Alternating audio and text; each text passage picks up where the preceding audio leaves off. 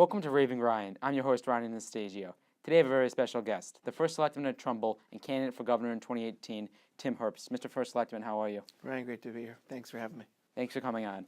You grew up in Trumbull and then went on to Trinity College and then went to the Pace University School of Law to get your law degree. At the age of 19, you were elected to the Trumbull Planning and Zoning Commission, and when you were 29, you were elected as the First Selectman of Trumbull. Can you tell us more about your path to becoming First Selectman and some of the challenges you faced on your path?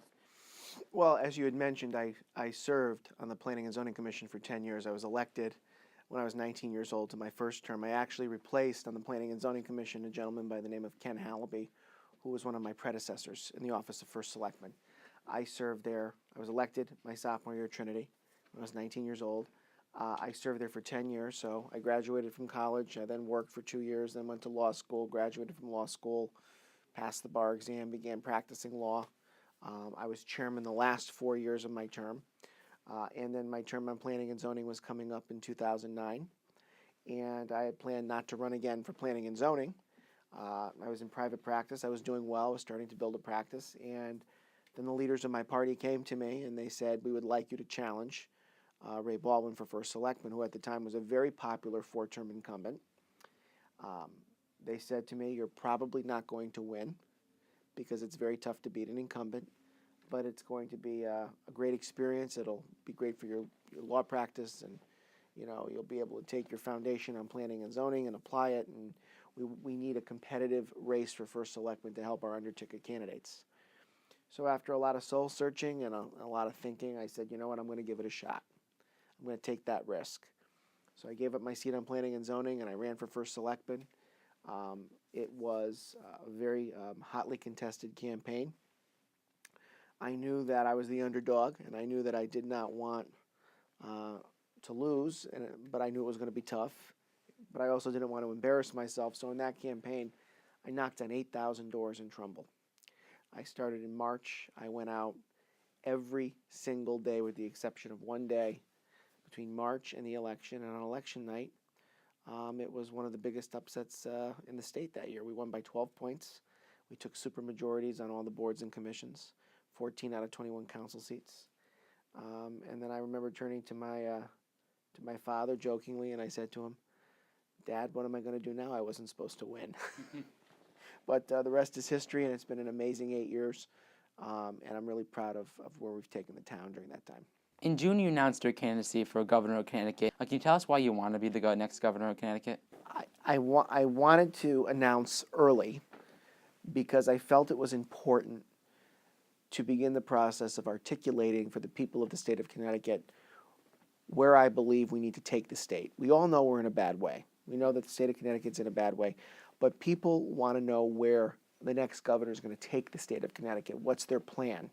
What's their agenda for reform?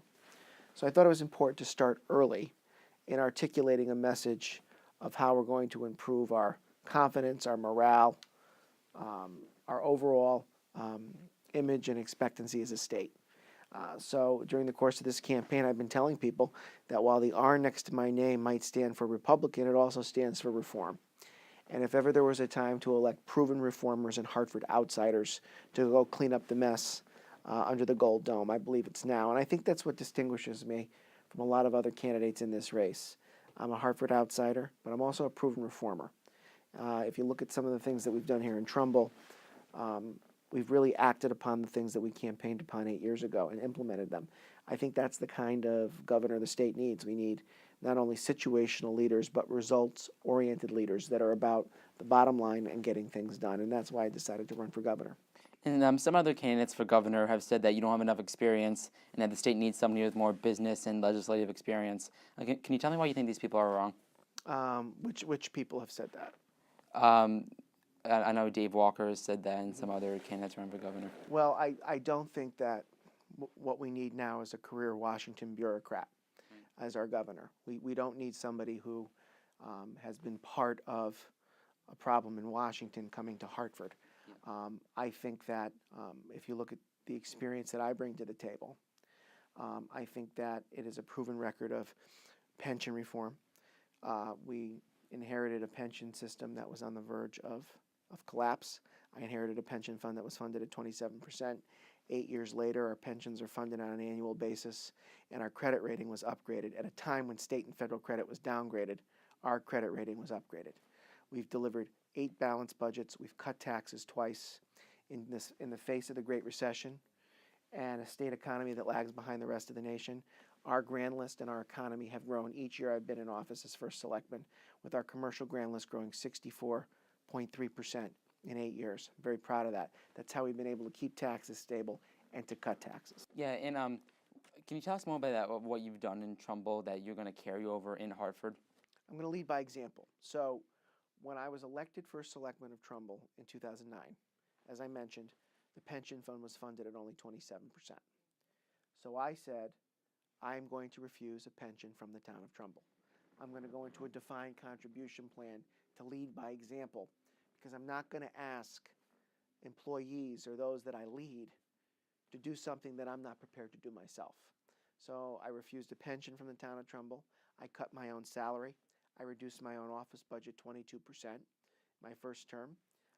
And that's what I'm committed to doing if I'm elected governor. I'm going to set the tone by leading by example. So I've said that if I'm elected governor, I'm going to refuse a pension from the state of Connecticut, just as I did here in Trumbull. I'm going to insist that anyone working for me, either in my immediate staff or as a department head, also lead by example. I'm also the only candidate in this race that has said that he will refuse donations from Hartford lobbyists. No other candidate on the Republican side has said that. I think only one on the Democratic side has said that. But I'm serious about that because you have to lead by example. You can't bring reform and you can't make change unless you're prepared to put your money where your mouth is and do what you ask others to do. And I think that's how you set the tone to implement a broad-based approach of reform. And like you just said, you actually cut your salary here in Trumbull. Will you do that if you're elected as governor? I'm not sure what the salary of the governor is, Okay. Yeah. but I'm prepared to make the types of efficiencies and reductions that are necessary to make sure that we balance our budget and we get a handle on spending and out of control taxation here in the state of Connecticut. I'm very much committed to doing that. Yeah, in the past, you've gotten in many clashes with fellow Republicans as well as other Democrats. You've called them names in one case, even sent a text to a Democrat that was seen as threatening to him. If elected as governor, you're going to have to work with legislators on both sides of the aisle. And as we see right now, there was a tie in the state Senate and a close margin in the House. What do you say to people that think that you won't be able to work with legislators to make change in Hartford? Well, I look at the legislative accomplishments that we've had here. Pension reform, budgets that have reduced taxes, charter revision reform that empowered the voters more so to have direct access to their government by way of referendums on bond initiatives, budgets, things of that nature, senior citizen tax relief that we doubled. I look at every successful legislative accomplishment here in the town of Trumbull, and each and every one of those legislative accomplishments was a bipartisan vote. Republicans and Democrats got on board and said, this is the right thing to do. Now, here's the good thing about my approach. Some people say, Tim's a little direct, he's a little blunt at times, he's got sharp elbows. One thing about me, what you see is what you get. And what we don't have enough of in Hartford is conversations like this. Very often, legislative leaders, people in other parties, talk through the press corps, talk through intermediaries, talk through social media, and very rarely do they talk to one another. Sometimes those conversations are more pointed and perhaps more controversial than cordial, and sometimes they're more cordial than controversial. But leaders in Hartford don't do enough straight talk with one another. And that's something that I think we need more of, and that's who I am. What you see is what you get. I tell it like it is, and sometimes, I take the approach that people are too politically correct. Sometimes you need to say what people need to hear rather than saying what they want to hear. And I think that's why Connecticut's in the mess that it's in. I think that's why Hartford's in the mess that it's in. And in the past, you've gone after fellow Republicans that are running for governor. A lot of people don't like a negative race. Do you think this is going to be a negative race? You're going to try to make it more positive and talk more about the issues? Look, I've tried to talk about issues. And if you look at those examples that you referenced, the people that initiated the negativity were the ones that complained about negative politics. So when somebody makes an accusation, I'm going to respond to it. That's just who I am. Now I want to talk about the state budget right now. Currently, the state does not have a budget passed. We saw a Republican budget passed in the legislature, but the governor vetoed it. If elected, it's very likely that you'll be faced with a very large deficit and possibly a budget crisis. What would you do right now if you're governor with the current budget crisis, and what will you do as governor to get out of a deficit? Well, as I see it, the problem that we have right now is that the current governor, obviously does not have the confidence of the minority party, the opposing party, but he also doesn't have the confidence of his own party. And the fact that he can't get the Speaker of the House and the Senate President on the same page with him is deeply, deeply concerning to me. And I think what this budget showed is that there's tremendous outside special interest influence in the decision-making of an elected legislative body. So if I were elected governor, the first order of business that I would have is to get in a room with not only the people in my party, I think I would start out with the people in the other party. And I think if I were elected the governor, and if we had gains, let's say, in the Republican caucus in the House and Senate, I think my message would be, look, this didn't happen by accident. It happened for a reason, and we have to at least recognize we can disagree on principle, but we have to compromise on issues because clearly the voters of the state of Connecticut sent a message. They sent a message in 2016. In a year where Hillary Clinton won the state by 14 points, Republicans made gains in the legislature. That means there were people that went in the voting booth and said, well, I'm voting for Hillary Clinton for president. I'm voting for Republicans in the state house and the state senate because our state government isn't getting the job done and there is not enough balance. So clearly the voters were smart enough to vote based upon the condition of the state and the issues facing Connecticut. So I would be focused on getting those people in a room to understand, look, we don't have to compromise on our principles, but we can compromise on issues, and there needs to be a recognition, at the very least, when you put the ideological debates to the side, there has to be a recognition, and the starting premise in governing should be that the people of the state of Connecticut are fed up, they want change, and it is the obligation of the government, not Republicans, not Democrats, it is the obligation of the government to effectuate that change. In the budget that passed, it was a Republican budget, and it did not. In the governor's budget, he cut millions of dollars of state aid to towns, and that was no state aid was going to be cut in the Republican budget. But however, millions of dollars was being cut to UConn, and the UConn president came out and said that it could. They might have to shut down majors and possibly colleges. Were you in favor of the budget that passed the legislature? Look, I'm in favor of any budget that is bipartisan that passes the legislature. And I think that what the president of UConn did in politicizing the budget and using the students of UConn as a pawn, quite frankly, I thought it was disgraceful. And the spectacle at Avery Point proved how disgraceful it was because that was never really on the chopping block to begin with. We have given billions and billions of dollars to UConn. And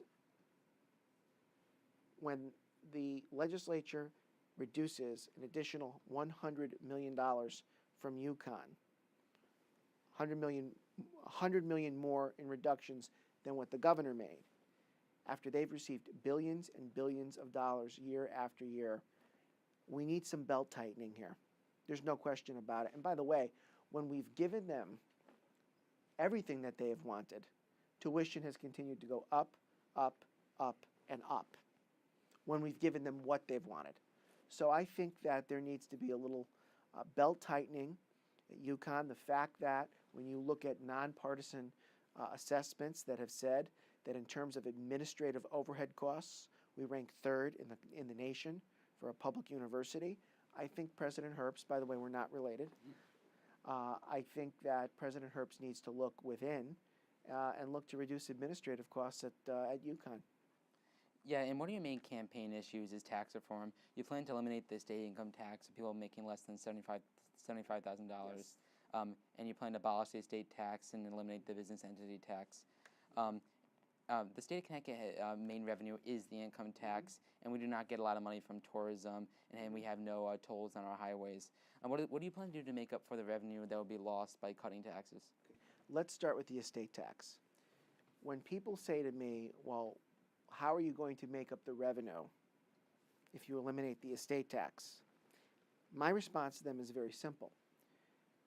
Think about the revenue that you are losing, the other revenue that you're losing, when people leave the state of Connecticut because of the estate tax and go to states like Georgia, North Carolina, and Florida.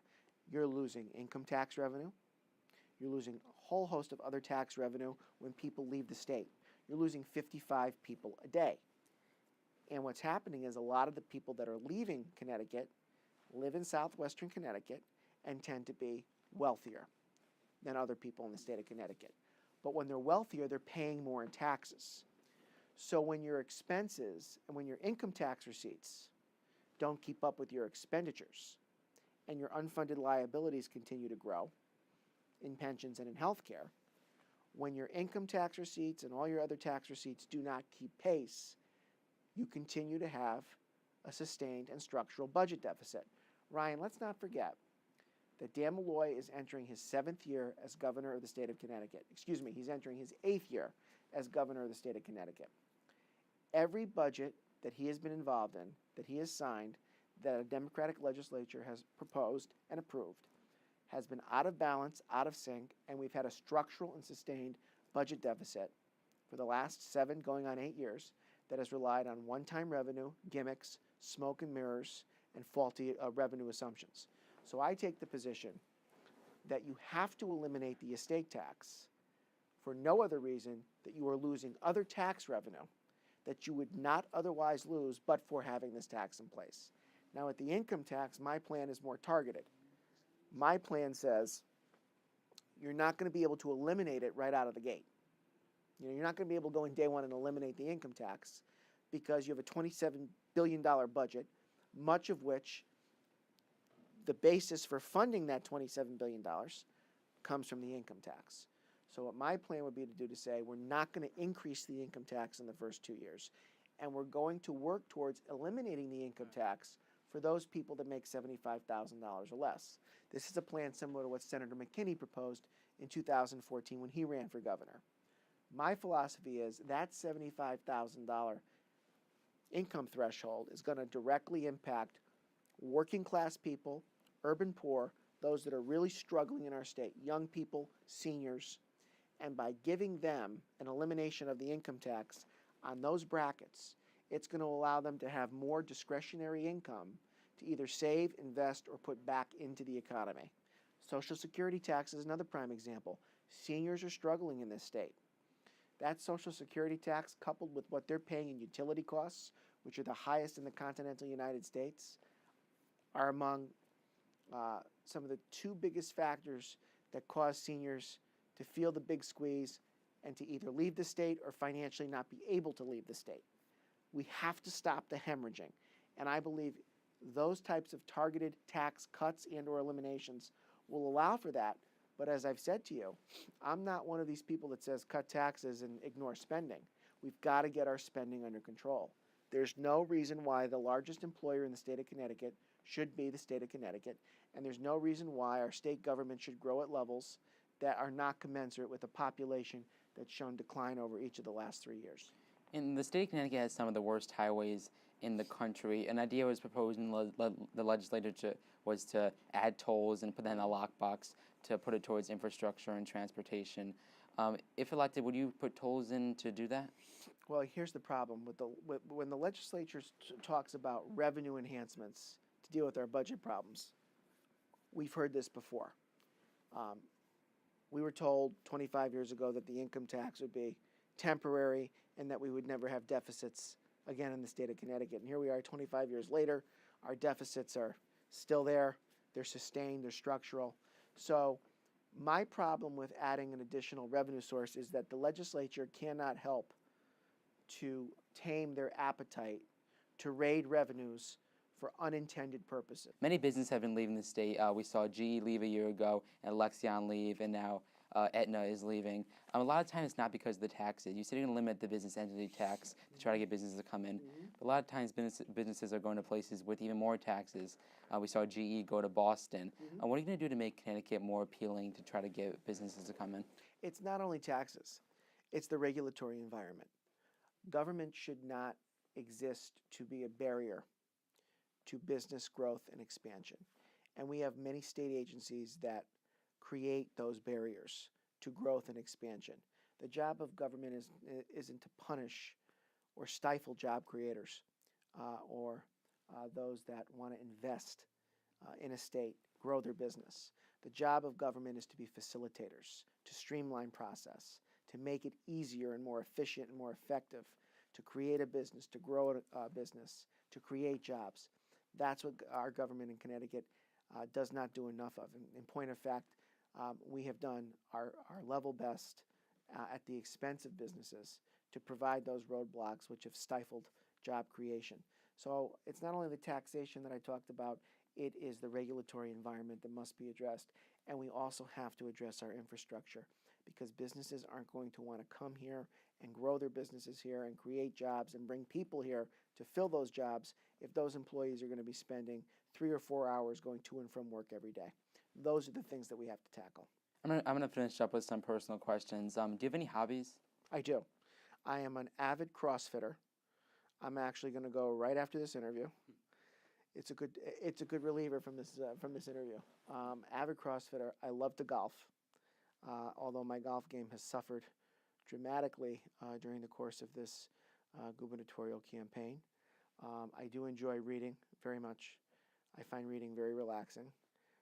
And I love working on my house. So if I'm not working outside, landscaping it, I'm working on it on the inside. I've renovated my entire house, and it's kind of a labor of love. But those are the 3 or 4 things that, right off the top of my head, I enjoy. And I'm an avid New York Giants fan, although this season I'm a little frustrated.